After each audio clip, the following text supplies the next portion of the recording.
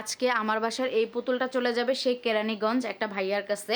বেশ কয়েকদিন আগেই উনি আমার পেজে ওর ভিডিও দেখে নক দেয়, দিয়ে বলে যে উনি ওকে নিতে ইচ্ছুক। তো তারপরে ওনার সাথে আমার কথা হয়, দেন উনি হচ্ছে আজকে নিতে আসবে।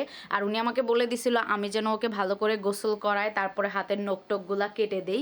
তারপরে এই তো সব কিছু আমি ওকে করাই দিচ্ছি। আজকে ওকে শাওয়ার দিয়ে দিলাম। আর আমার এই বিড়ালের বাচ্চাটার বয়স কিন্তু মাত্র 2 মাস। আর এই বেবিটার নাম আমি অ্যাঞ্জেল রাখছিলাম। তো আজকে অ্যাঞ্জেলকে খুব ভালো করে শাওয়ার করাই দিলাম। এর আগেও তো বিড়ালের গোসলের অনেক ভিডিও আমি আপলোড করছিলাম। নর্মালি হোয়াইট কালারের বিড়ালদেরকে হচ্ছে একটু ভিনেগার মিক্স করে গোসল করালে ওদের গাটা কিন্তু একদম চকচকা থাকে। তো আমি আজকে সেম ওইভাবেই গোসল করাই দিছি আমার বিড়ালকে। তো দেখেন একদম গোসল করানোর পরে কতটা কিউট লাগতেছিল। আর তারপরে হচ্ছে ওকে আমি হেয়ার ড্রায়ার দিয়ে ভালো করে শুকাই দিচ্ছিলাম। আর এখানে দেখেন আমার বিড়ালটাকে কতটা কিউট লাগতেছে, সবাই কিন্তু মাশাল্লাহ বলে যাবেন। এইদিকে ভাইয়া আপু নিতে চলে আসছে অ্যাঞ্জেলকে।